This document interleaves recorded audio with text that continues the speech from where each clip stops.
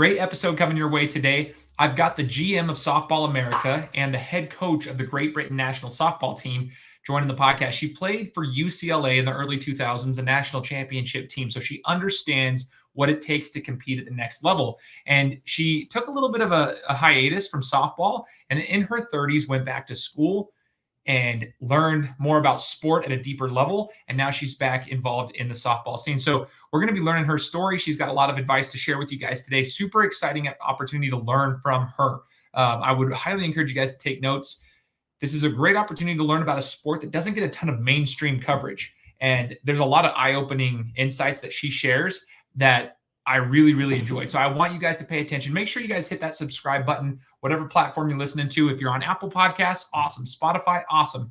Leave us a review. But if you're on YouTube, that's the platform I'm trying to grow the most. Please hit me with the follow and share it with your friends and family because they'll like it too. This is the Game Time Guru. So, what time is it? Game time!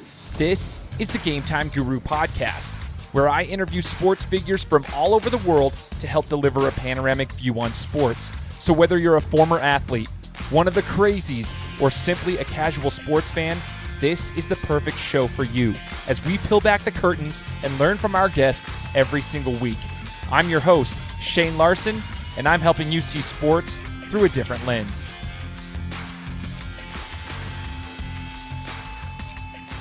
What's up, everybody? Welcome out to another episode of the Game Time Guru podcast. My name is Shane Larson, host of the show.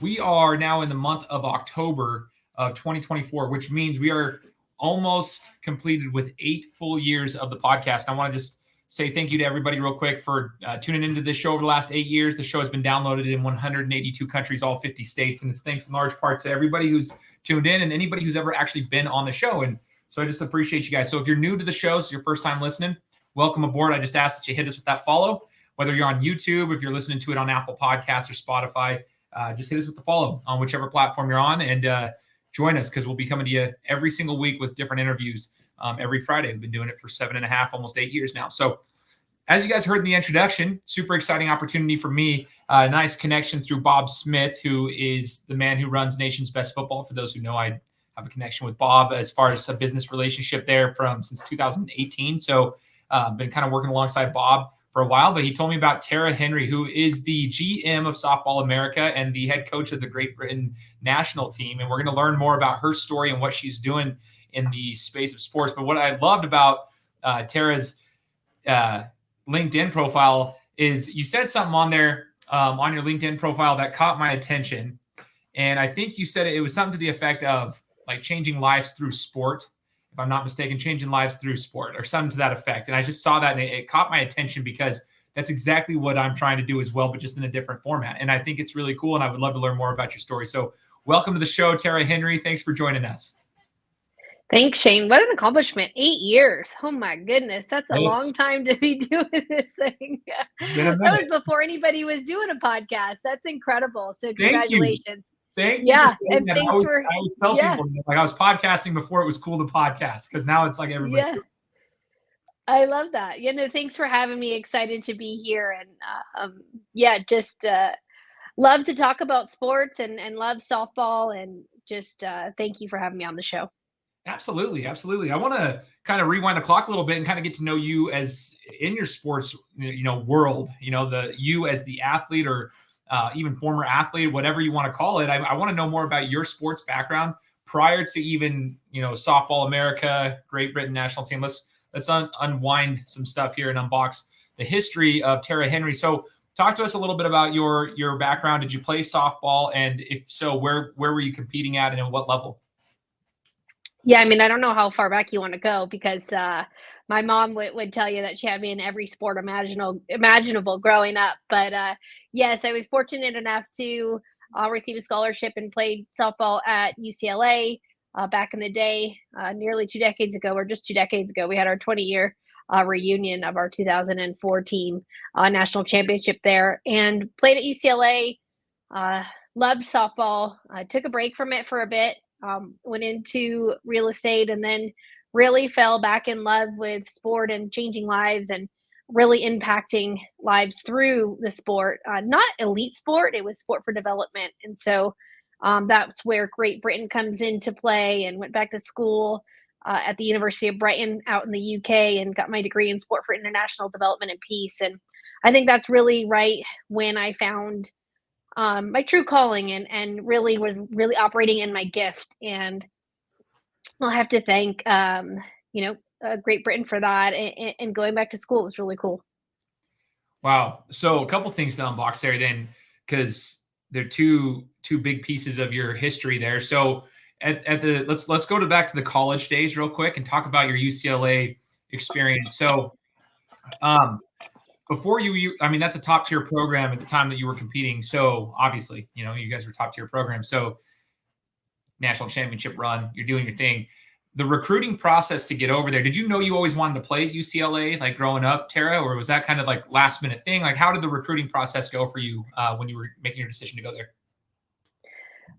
Yeah, I think I always knew I wanted to be a Bruin, but that was due in part because both my mom and dad went to UCLA.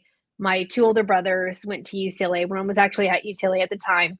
And so it just so happened to be that they were also the number one team in the country at that time. So it was difficult. I knew it was going to be a tough road for me. I was undersized player, always told I was too small. I probably wouldn't make it in Division I level.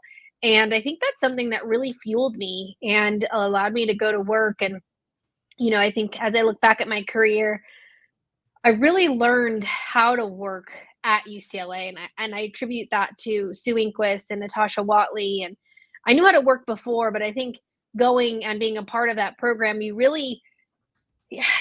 understand the importance of, staying early or going early and staying late and really going to work on your own specific craft. Like team practice was for the team and to get better as a team, but you were responsible ultimately yourself in getting better as an individual athlete, which in turn made the team better. So I think when I look back at UCLA, just incredible experience in not only learning, obviously, how to be a part of a team, but a championship culture, but just how to be a good human and get along with people that aren't necessarily from your same city or town or look like you or have had the same experience as you. So when I look back at UCLA, just was really, really fortunate. I mean, obviously the championship was great, but those 4 years really helped shape me not only as a player, but as a young woman, and just forever indebted to Sue Inquist and that program for helping me be the woman that I am today. That's so cool. I got a friend of mine here locally. I actually reside in Idaho, and his name's Colin. And Colin is the director of Idaho Premier Basketball. But I have to ask you a question here, and I'm going to shout him out, kind of give him some crap here. But I gotta ask you this. So Colin is a UCLA basketball fanatic, right? It's actually obnoxious. But he's a USC football fanatic. How is that possible? I want to ask you that. Is that a sin in your guys' world? I just need to ask because I don't understand how that's. I'm like, dude, I'm an Ohio State guy. Like behind me, you'll see I'm a Buckeye. Yeah. I'm a Boise State alum. I'm a Buckeyes fan. It's like almost saying, yeah, I love Buckeyes football and Michigan basketball. You can't do that in the same sentence. So I don't know what it's like for the UCLA USC crowd. What would you say to Colin? Yeah, I think I'm, really far removed from obviously playing college sports. But if you were to come to a Henry family tailgate, I think that there'd be some trouble there if you're rooting for the Trojans on football. And we call the Trojan football fans fair weather fans because most of them actually didn't even go to SC, right? So we always say if you're at a UCLA USC game, we always ask them, hey, what years did you go to SC? And more often than not, they can't really say what years those are. But no, it's a good friendly rivalry, friendly as it gets. But I would say that's really difficult to be a Bruin fan and a Trojan fan. I've seen it done though. I've seen a lot of individuals do undergrad and then post grad, vice versa, at different universities. So it's been done. But in my family, that's not happening. Dude, I love it. That might have to be snipped out and sent over to my buddy. I appreciate that. So the other piece of this too. So I love that you touched base. I just want to make sure that people who are listening to this rewind that when you're listening to this at the time that whenever you watch and listen to what you said about your experience at UCLA though as an athlete.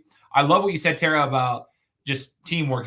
You're competing with people that they're different backgrounds. They look different than you. They have different backgrounds, different experiences, but you have to find a way to come together as a unit, right? As a team and come together for one common goal. It's funny because even today in my full-time work, I'm a director of marketing at a company. And one of the things is, like, from a leadership perspective, we have team members of different ages and different work and life experiences. I mean, all across the board.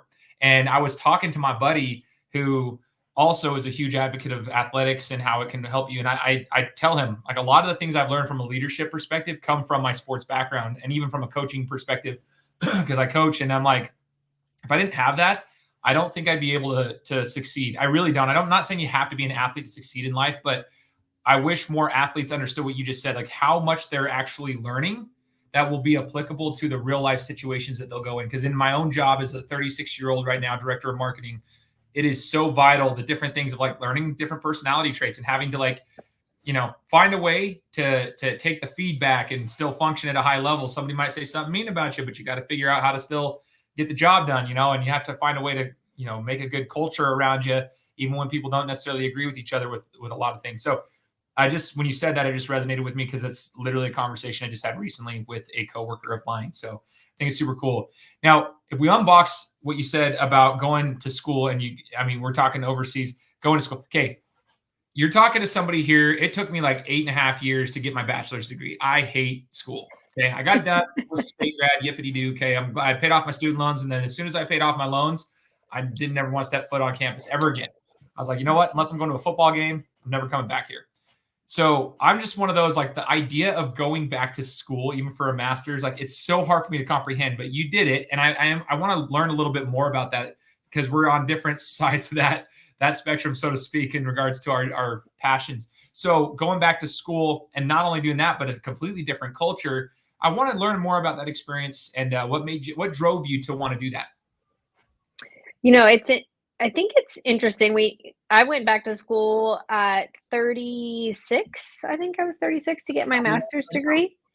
So you're never too old to learn. And that's one thing, is like always a lifelong learner. And I'd done some real estate, done some sales, and just really wanted to get back into sport. But there was a part of me that I was having a difficult time with elite sport. I was having a difficult time with the way our sport here in America was trending. And I just wanted to step outside that bubble, step outside that box, and try and see from a different lens how other countries were putting together a sporting system, how they were using their ministry of sport and education, which we don't really have that here in the States. And I'd found this master's degree at the University of Brighton, and I thought it was going to be in Brighton, which is very different than the campus that I was at, which is in Eastbourne, which is another story that I could tell at a later date. But I'd gone to the University of Brighton, and it was a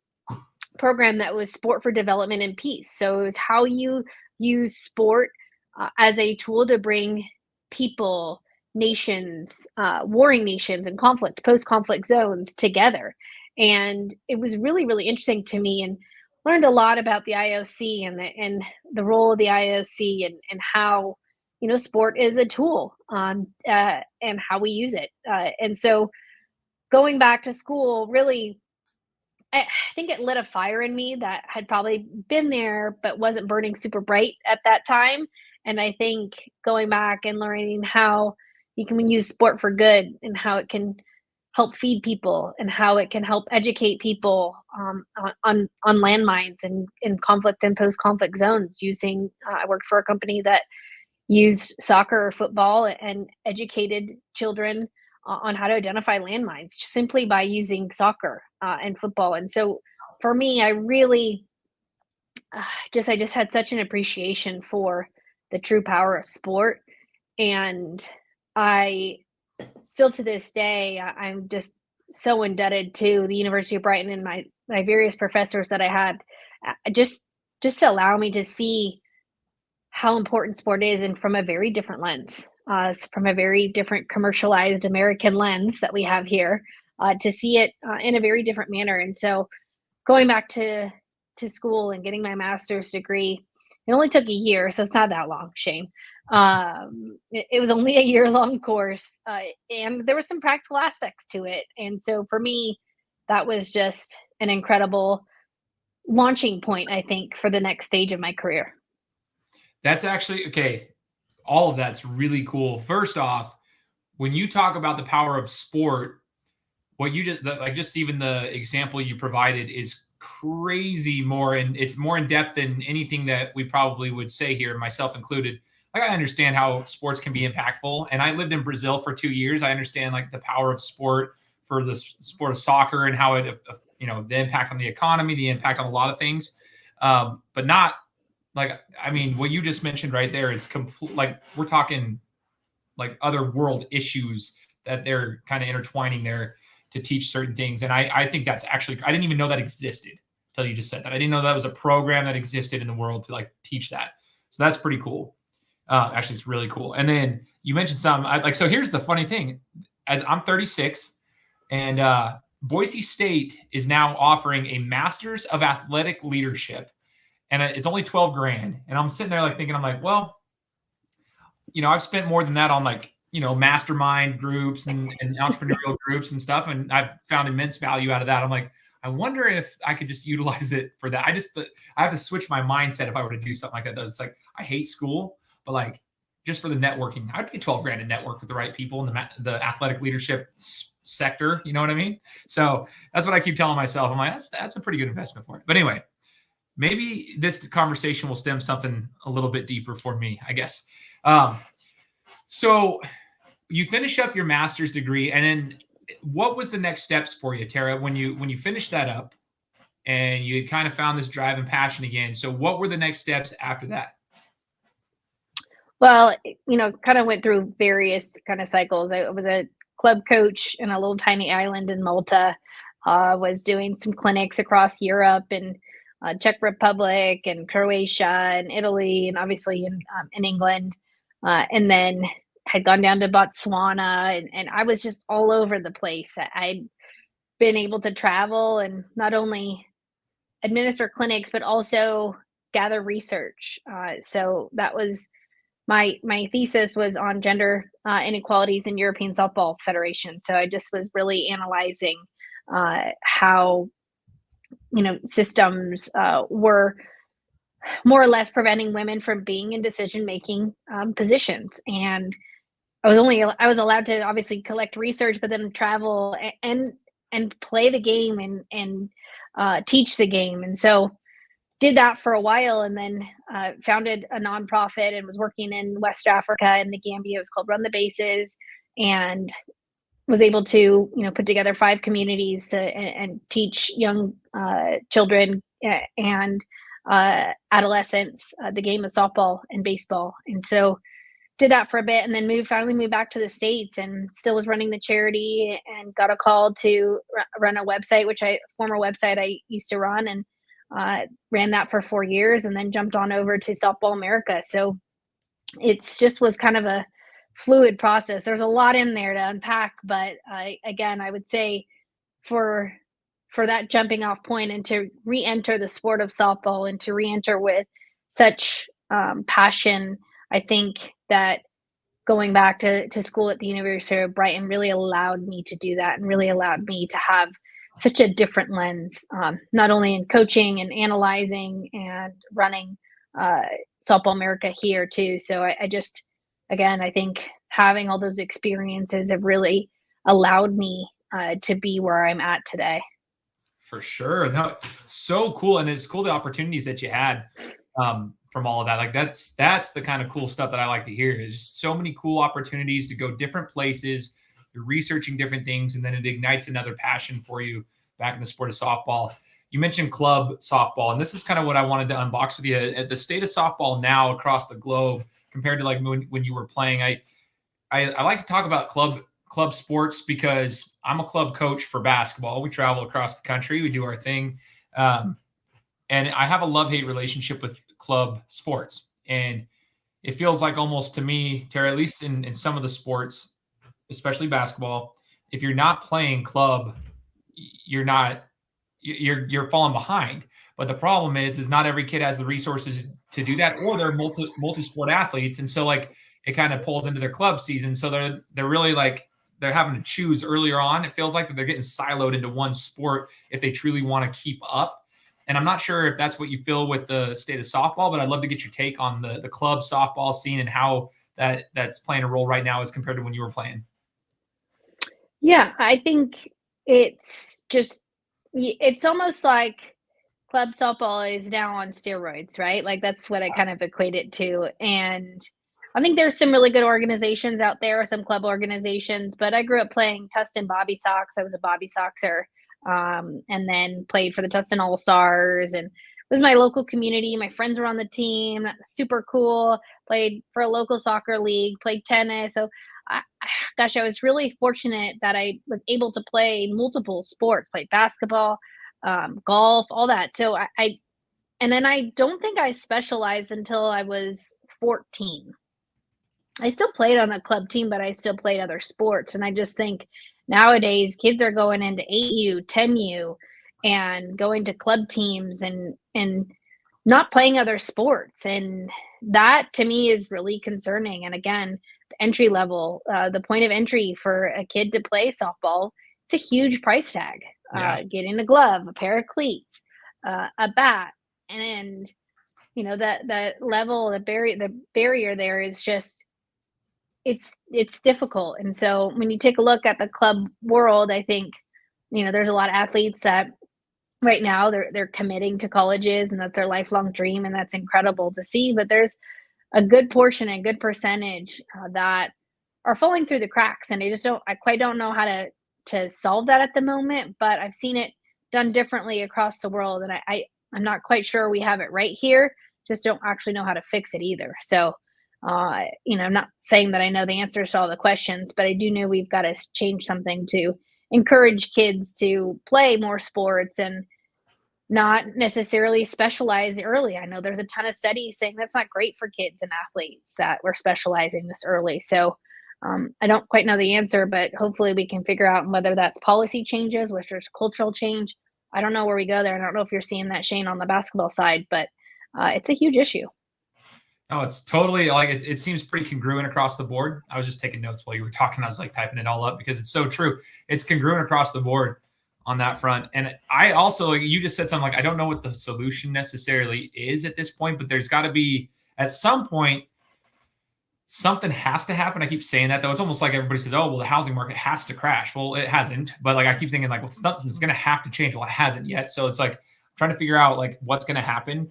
But like on the club basketball scene, it's so watered down too. Like it used to be in the club scene, it used to be like you had to be a premier player to play. Like you had to be good to play. Like you were chosen to play. You don't just get to pay and play. And it's watered stuff down.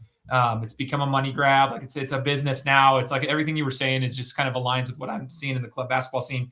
And I honestly don't know what can happen because I think people have just, even the club hosts, those who like tournament directors, they're starting to see just how much money's flowing through these types of like athletic clubs. Like they just understand the scene. So until people stop being greedy, it's a culture shift that's going to have to happen. Like you mentioned, like there's something that has to happen if we want to change it. Otherwise it's just going to keep going down this path. And don't get me wrong, I think it's highly beneficial. I think it's super, super cool for some of these athletes that get a lot of experiences and exposure that they wouldn't otherwise have, like playing in their local cities at their schools. They get a chance to compete with better athletes against better athletes. It helps them improve, have better experiences. They travel, all the things that we were talking about. But do I think it's watered down and has some negative effects? Yeah. And I think some parents and some players have unrealistic expectations. So they're going into debt just simply to do this, knowing that they probably aren't going to have a shot. Some kids, I call it the come to Jesus moment, Tara. Like everybody has it. It's like they play in a tournament. They realize, oh, yeah, I'm not ready for the next level. So that I think I'm done playing after this. And then they realize like, oh, shoot, I still got to finish out season and all this stuff. And their parents are like, man, I dropped a lot of money on this over the years to have you go do that. And that was like $5,000 this summer. So anyway, it's kind of a weird situation, but I do love it at the same time. So the sport of softball, my son is knocking on the window during this. So That's fantastic. Hope everybody gets to hear that. That's authentic. That's how you guys know that we're recording this like in real time. This is what's happening. So anyway, I'm not even going to edit that out. So in the sport of softball, though, talk to me about Softball America. So I think when people hear this, before they go and Google your name and they look at Softball America, they're going to hear Softball America and they're going to hear Great Britain National. They're going to think of it. They're going to be Googling it. So before they have to do that, let's try to explain the correlation of things between things and let them have an understanding what they are. So what is Softball America and what is your role as the GM? What are you guys doing with Softball America? Yeah, so Softball America is it's actually on3.com/softball is the website, and it did a huge merger just this end of this summer with On3, and had moved all of our platform over to on3.com. Just if you're familiar with On3, it's incredible. And the reason we did it is to just have a better platform for softball fans to go and get their news and understand recruits and recruiting rankings and interests and where they're going. And so it's your one-stop shop for all things softball, anywhere from the youth market all the way to the pro and international game. And just really proud of our staff. Got an incredible team led by Brady Vernon, who he's the mastermind behind a lot of our data and rankings, and Jen McIntyre, one of our partners, along with Ian Ritchie and Rhett Parker, who came to me and said, "Hey, we've got this idea. Do you want to come help us out?" And we basically rebranded the former Softball America and did so in February, and just have seen huge growth in our numbers and our audience, and couldn't be prouder of what we built in under a year. So you can head on over to on3.com/softball and check it out. And again, you can see player rankings, you can see recruiting news, recruiting spotlights, recruiting highlights. And then once we get to the bulk of the season, there'll be tons of power rankings on teams and players throughout college softball, and loads of podcasts as well, content. So we cover all major conferences and have an incredible team of podcasters led by Gray Robertson and Nicole Mendez and Sydney Supley as well. So just really lucky and fortunate to be around young talent that loves the sport and loves just shining spotlights on various individuals and programs and teams and giving them their flowers. So I hope you all check it out and let me know what you think, because what I love about our staff is we're always asking, like, hey, what can we do better? And what do you guys want? And what do you want to see? Or what do you want to hear? And what interviews, what players, what can we get done for you? So I think just in under a year, couldn't be more proud of what we've started to build, and know that there's some future ahead with some really cool NIL functions. I know NIL is a part of our world, and there's some really cool functions that players will be able to go on and see what they're worth, because it's a reality now. As we look at college sports, and especially college softball, you can take a look at a player's roster value, and you can take a look at their social value, their NIL value. So some really cool features that we're about to launch over there with the folks at on3.com, and just really excited for all things softball over there on Softball America. That is awesome. For those who aren't familiar, I mean, On3, as a sports fanatic myself, just in the sports journalism field for as long as I've been in, On3 is awesome. It's the best platform, in my opinion, especially like covering, like, we want recruiting news, all the things. Like, I don't know, I don't want to like down other websites and platforms, but just growing up, I mean, there was a lack of them, one. But like two, you realize back then that like there were some that just had the power because they were the only ones around. But as things have evolved, I would argue that On3 is probably actually the best for sports information, especially on the collegiate scene, because of the depth and the outside the box type of coverage you guys can provide on there. I love what you just said. The NIL thing will be great, but just recruiting news and just the college news all around. And then the fact that you can get talent. You know, I got my start by writing for a different type of a website, but it was a similar platform. Just when I was in college, I was writing for a website, but you can I met some amazing journalists along the way from all across the country. And when you were talking about that, it reminds me of that. You get some young talent out there that's like really thriving. The other cool thing about that is in today's world, Tara, it's awesome that you guys have that platform on On3 to cover softball. You guys, there's social media that can happen. There's podcasts that can happen. and there are people who want to drive that content. So people who are in that niche of softball, which otherwise would probably get looked over from the main sports in America, now they have a place to go to find that content, whether it's social media or the website itself. It's really, really cool. So NIL, you talked about that as well. Talk to me about your thoughts on NIL. Do you believe that's good for college athletics? As we're now 3 years into NIL being legalized. I think it was like the Wild Wild West when we first got that out there. Everything was going. They've started to kind of hone that in a little bit. I feel like there's more guidance and direction than there was when it first was just allowed. But I am curious what your thoughts are on how that's affected softball specifically in the collegiate world. It's funny, Shane, because I think my views, I think I'm more like a roller coaster with NIL. I'm for it, and then I'm against it. I'm for it, I'm against it. So for me right now, the thing about NIL and for specifically women's sports, I think it's really important because, especially in softball, it is really difficult, if not nearly impossible, to make a living playing professional softball here in the States. So if your best shot at making money is that 4-year period when you're at a university, and that is tagged to NIL, I can see why it's an attractive thing to let's use Nyjah Kennedy for an example. She's Stanford pitcher, gonna have a Stanford education, #1 pitcher in the country.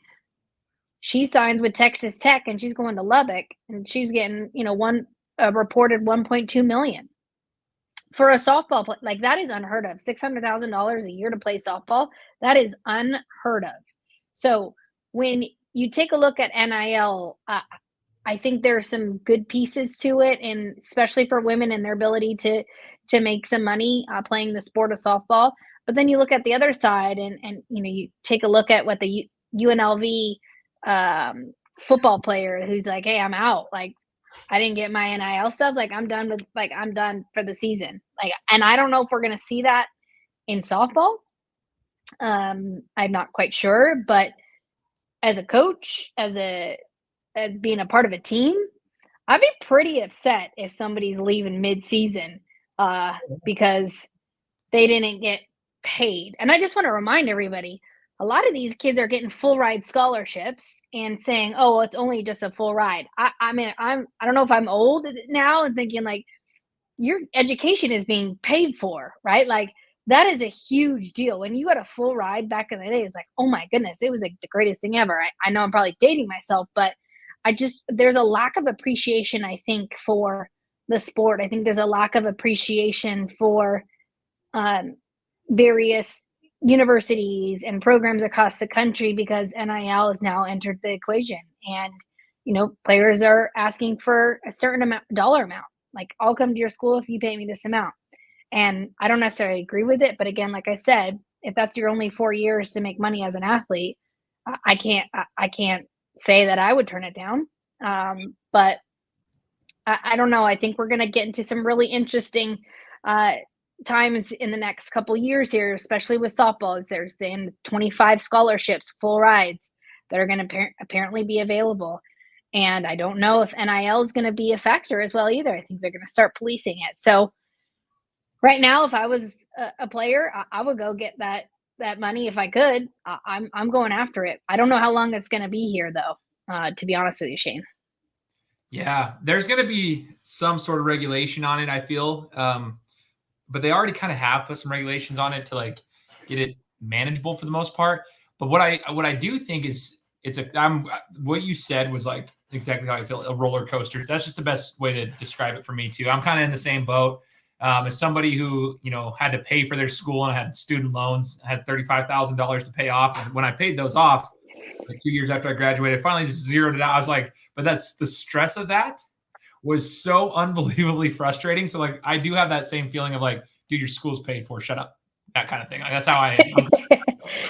So I'm very much. But you also earned it too, right? Like, you had to pay that debt off too. So like, we're also in a culture to where it's like instant gratification, where kids are going to these schools, they're getting their education paid for, and they're getting money, and then they're not, after those 4 years, like, where's all that like hard work that was put into it? and where are all those lessons that you learn in earning something? And I think there's like I said, there's a balance, but I hear what you're saying, but think about how you felt when you paid off those student loans and what that meant to you.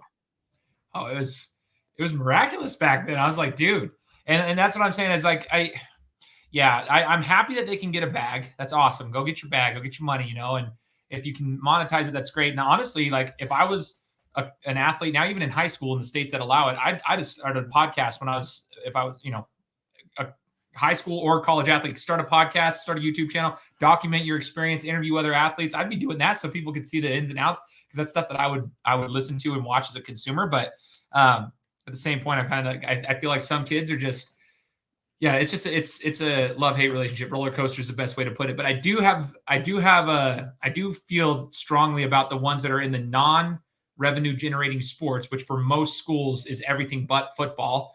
Some of them, basketball is a revenue generator, but I think it is really cool for people on softball teams, soccer, baseball, whatever it is, wrestling, swimming, lacrosse. Some of those, like those are like non-revenue generating sports, and the fact that they can monetize, I think, is really cool. I think it opens up a lot of opportunities for them. It's something about that where it's not like that. The school might quote unquote like look down upon it. Sometimes people always look down on those sports because they're not putting in revenue and they have to be funded by everything else.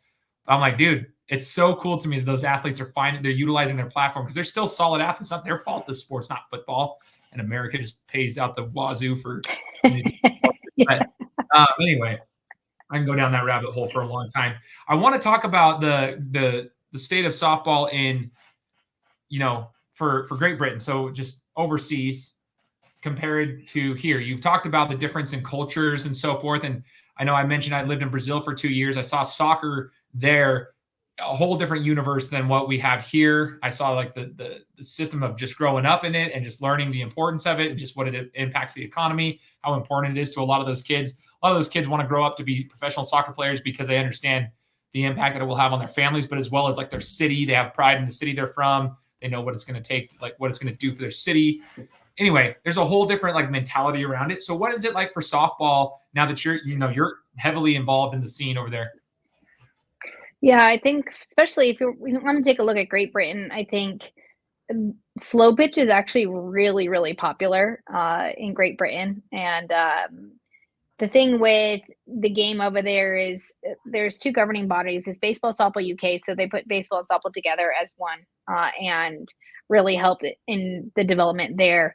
But rounders is what the game that's played. I don't know if you've ever heard of rounders, Shane, but if you haven't, you got to Google it. And rounders is what is taught in schools at a very young age throughout the United Kingdom. And so battling rounders, battling netball, field hockey, some really big sports, rugby and football or soccer has been difficult. But when you take a look at Great Britain and our women's national team and our national teams, the growth that we've seen over the last 5 years has been incredible, and just got back from the Women's European Championships where took home a silver medal. We dropped the final game to Italy. We'd only lost to Italy. Those are 2 games we lost. We lost to them in our opening game, and then we lost them in the gold medal game. So silver medal in our women's team, then got the first ever bronze medal with our under 22s team in Poland. So we're in the Netherlands and Utrecht, and then we were in Kutno, Poland just earlier this summer. So in terms of development in Europe, the Dutch have a really good league as well, and the Italians have a really good league, and Croatia has a Euro league that they've established. So, but when you take a look at sport in Europe, and especially softball, it's club-based. But when I say club-based, it's mostly community, like a community base, right? It's not a club team. I remember when I first, kind of dipped my toe into European softball, and they said, "Hey, Tara, why don't you come play for our club team?" I said, I'm 30. I'm like 33. I can't play softball anymore. Like, I had this idea in my head, like I'm not good enough, or I'm not the best, which is common thing that we have here in the States, like in America, like you've got to be the best at what you do, right? Which is one of our great qualities, but it's also, I think, something that maybe holds us back. And I said, I'm 33, I can't do this. And I remember them saying, it's just for fun. Like, why wouldn't you come and play? Like, it's for fun. And so that pure joy and that pure excitement to just go out and play is something that I don't believe we have here. And for me, that community aspect, everyone's going to have a pint of beer. Like you might have it in slow pitch, but slow pitch is slow pitch. It's like beer leagues. This is different. It's still competitive softball. And there's still women anywhere from 18 to 40 playing on a club team, which is their community, and doing it for joy. And I think I don't know how you bottle that up and bring it back. I don't know that you do, but I hope that some of those experiences help shape how we're able to lead the Great Britain national team and do some outreach and really get it softball focused more on community, because I think that's where it's super, super powerful. Like obviously elite sport is incredible and it's fun to win ball games and medals and all that. But for me, it's also fun to inspire and really see joy in the faces of those that are playing the sport. So I know it was a long-winded answer to your question, but I think that's the difference is joy. That's an awesome answer. I love it. I was even thinking when you were talking, I'm like, dude, even in our slow pitch, like you call them beer leagues here in Idaho, even the slow pitch old men's leagues that we're playing in, no one finds joy. It's all competitive. Everyone's yelling at each other, screaming and stuff. It's like, I hate it. I'm super uncomfortable because I never grew up playing baseball. I was football, basketball, and boxing. Those are my three sports. And I never played baseball. So like all the ex-baseball players are playing slow pitch softball now. And they're so serious about it. And I'm like, dude, I freaking hate this. It's like my least favorite thing to ever do. But I just do it because my friends are there. And I was just thinking about it. I'm like, dude, we don't even enjoy it. Like there's times we don't even get to enjoy it because we're always so stressed about playing well. So there's something to it. You know what I mean? There's something to being able to just enjoy that. And I think that's super, super cool. You've talked, there's been a couple of times, Tara, in this interview, you've referenced multiple countries, multiple places you've been. I mean, it's to the average person. I mean, I'm like, holy cow, that is so cool. Like you've been all around the world. You just nonchalantly like where I've been here, all around Europe, everywhere. So if you look back at your softball experience, where it's taken you, where sport has taken you, that's one of the amazing things about sport. If you're in different levels of sport, it can take you to different places, even if that's just within your own state. Sometimes you get to travel to different cities, but like at a higher level, what you're doing, it's different countries, different locations there. Where is your favorite place that softball has taken you and why? Oof, that's a good question. I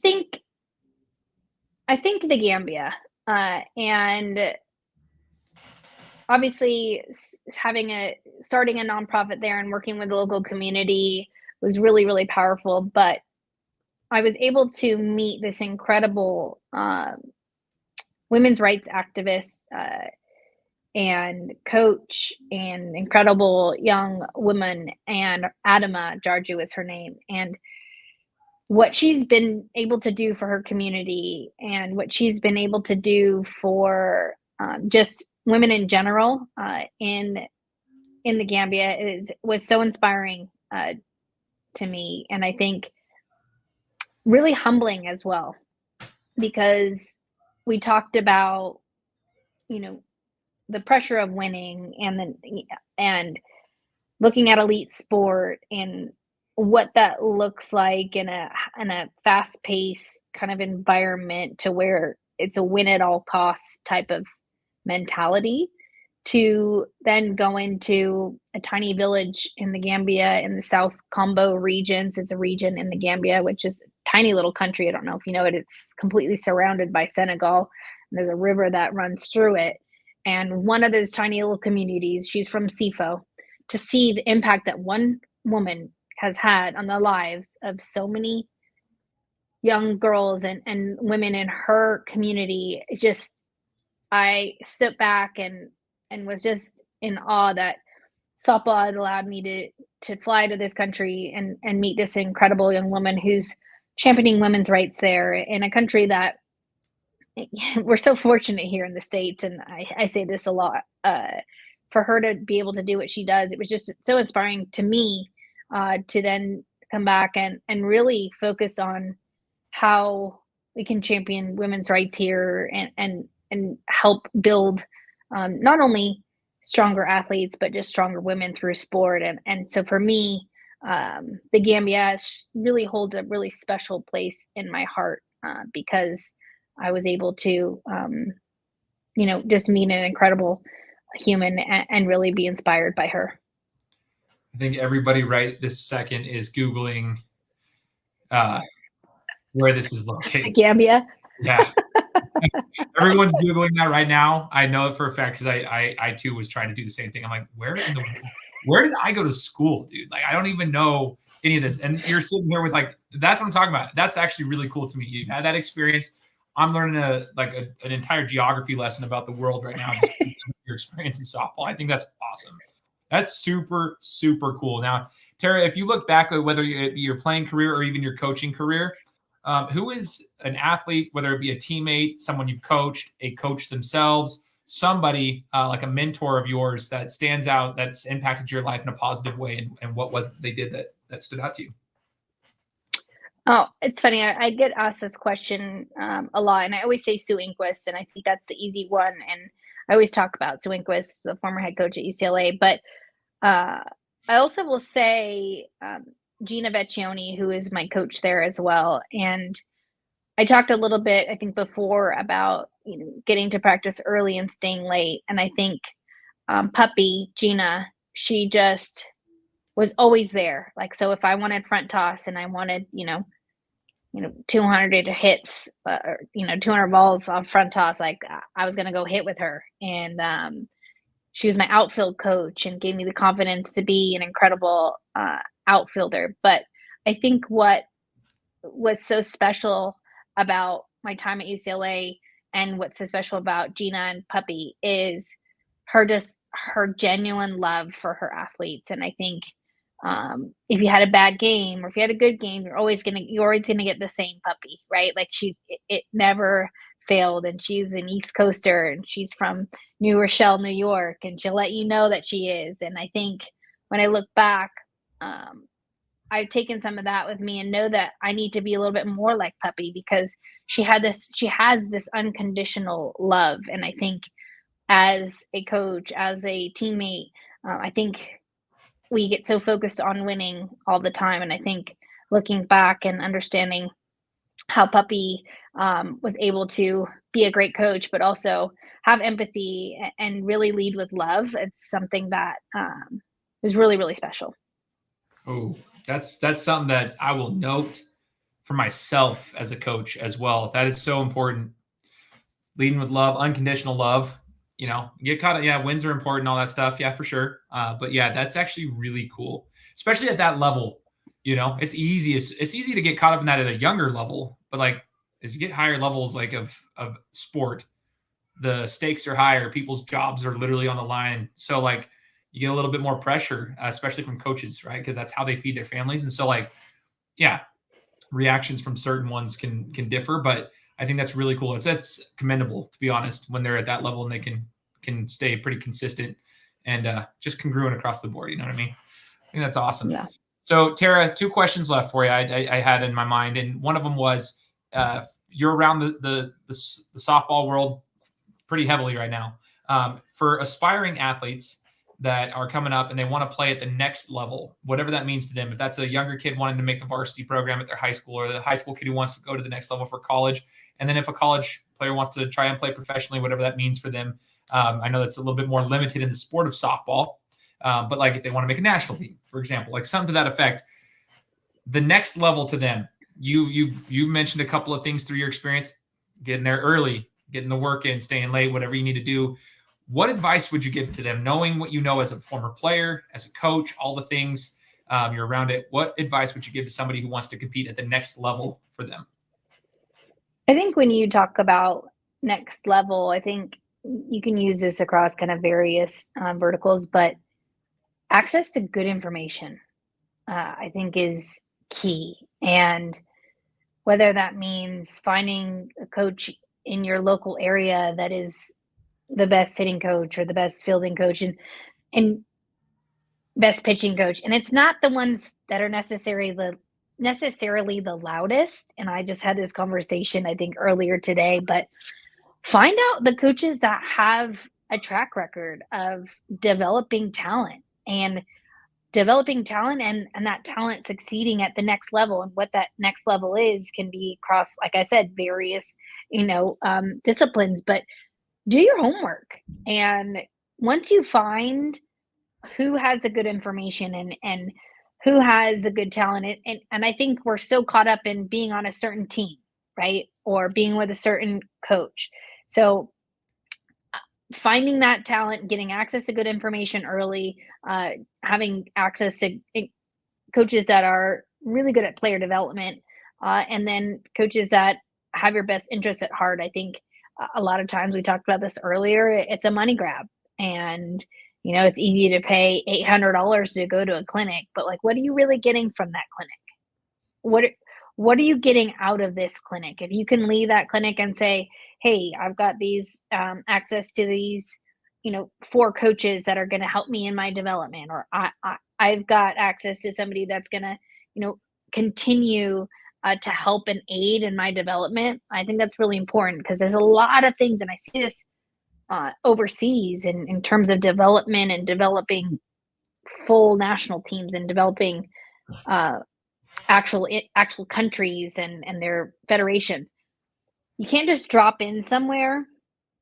You can't just drop in somewhere, do a clinic, and then leave. It's got to be sustained development over time. And I think that's probably my biggest advice to athletes and parents is find somebody that you can invest in that's going to invest in you.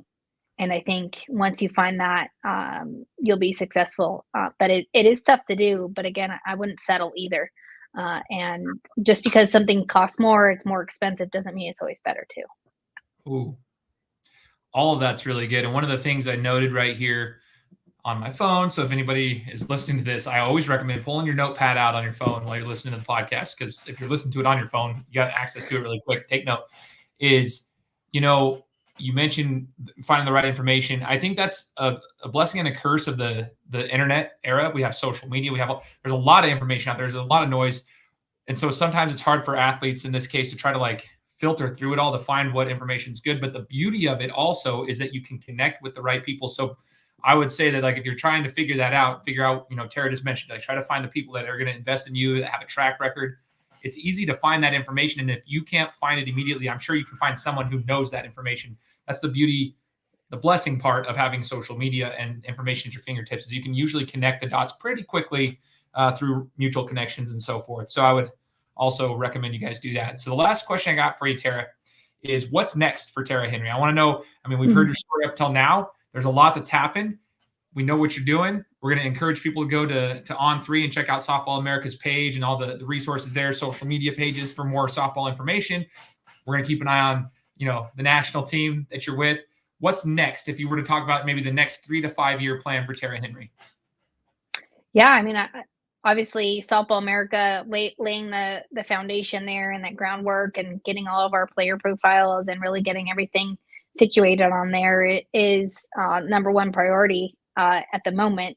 Then that'll shift to the Olympics in LA 2028. So big goal here is for Great Britain to reach the Olympics in LA 2028. 6 teams will qualify for the Olympics. And so we've got, 3 years to build a squad that's going to hopefully represent Europe in the next Olympics. So between those two things, I'm probably going to stay pretty busy here for the next couple years, but easy answer. So I know what I'll be doing for the next couple years. Big goals, but it gives you something to aspire to, and I love it. You got something to take care of you for the next couple of years. I love it. We'll be rooting for you, Tara. I just want to say thank you for joining me and being willing to take the time out of your schedule to share your story, and I'm looking forward to seeing the feedback from it. And again, for all those who are listening, I just encourage you guys to hit the follow button. Follow Softball America. I'll put the links here for all the stuff, so you can keep an eye on Tara's journey with the Great Britain national team and everything. And so for everybody who's listening, make sure to subscribe, because we'll be coming to you guys next week with another interview. Take care. Guys, thanks so much for listening to another episode of my show. Now, if you could go and do me a favor, head over to iTunes, give me 5 stars, and leave me a review. It would be greatly appreciated. Thanks, guys. Appreciate your support.